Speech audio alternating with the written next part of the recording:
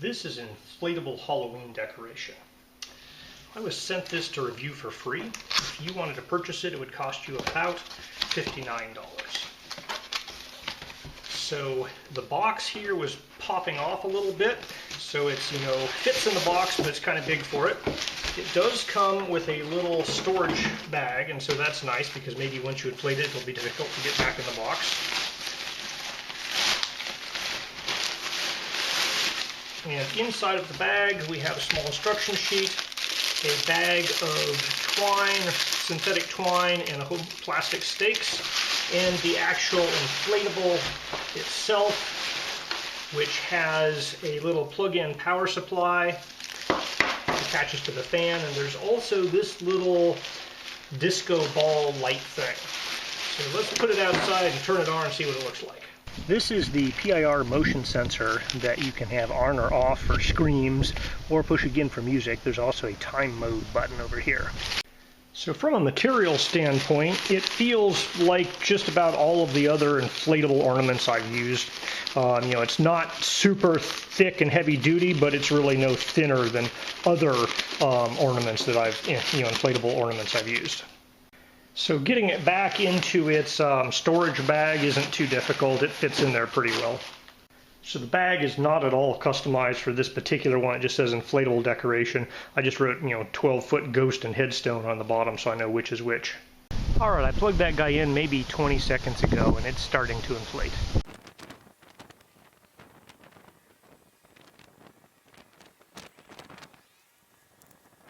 It does, however, inflate faster if you zip the zipper on the bottom shut.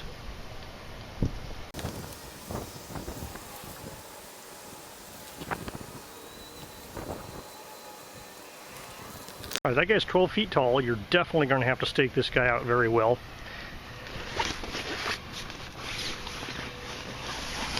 So the sensor's down here, probably about 3 feet up. I'm going to try activating it.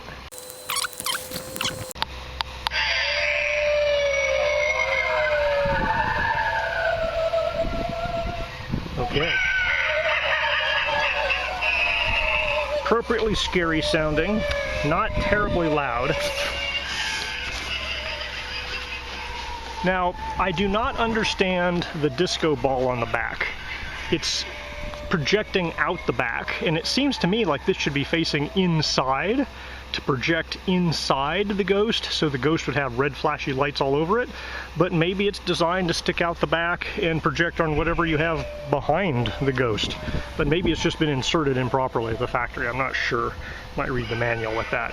It has plenty of little loops here on the sides, up here, probably about 7 feet high, to tie strings to and then stake it out. You're definitely going to have to stake this guy out.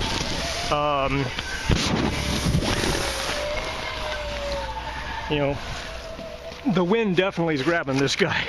So you could put weights in the base. There's a zipper in the bottom, so you can put some weights down there, but you're pretty much guaranteed to have to stake this guy out because it's not super windy today and it's already kind of flying around on me.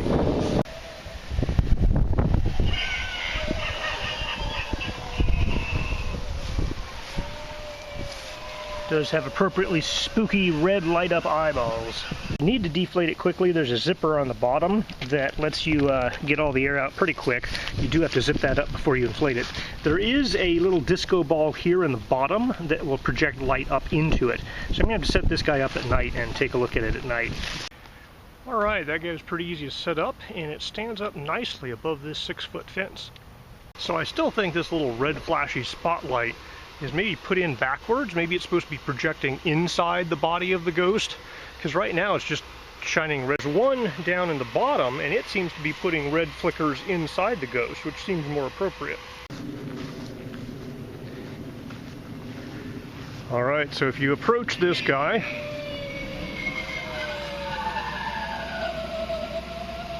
alright, so this guy is drawing, say, 16.5 watts continuously. So to maintain a blower inflatable and the LED lights, that's not terribly unreasonable. That's well under 20 watts just to keep the whole display up. So it's not a serious waste of power. Alright, we're going to do a time lapse of what happens when you unplug it and then when you plug it back in.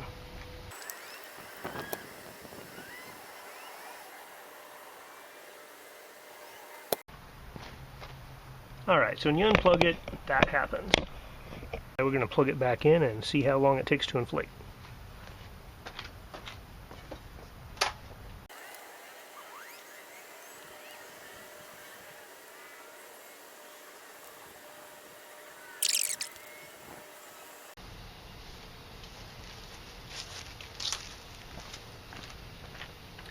I'm not sure if it would have done that on its own or not. I'm going to let it come all the way down and turn it back on again and see. Alright, I'm going to go plug this guy in. We'll see how well it inflates by itself and how long it takes.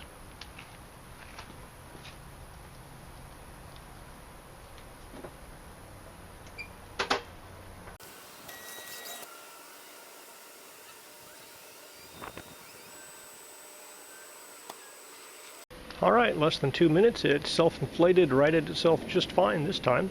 So that's one time when I had to go help it up and one time when it went up all by itself.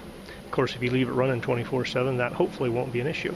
I'm maybe 35, 40 feet away, and this is what it looks like at night.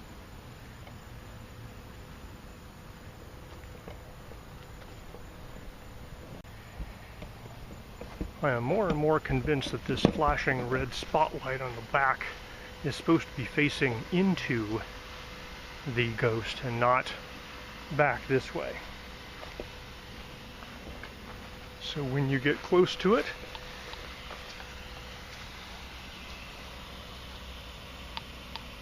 I heard 2 clicks in the motion sensor there. Getting closer. Motion sensor is just clicking. It's not actually doing anything. I'm going to push the mode button here and turn it on.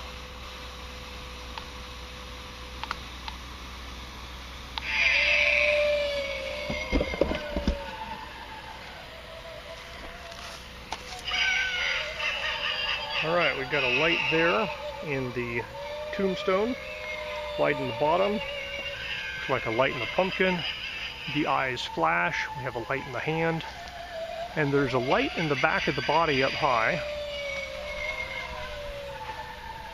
That light up high is different from the flashing red spotlight, which I think is backwards. Pretty darn sure that's supposed to be pointing inside.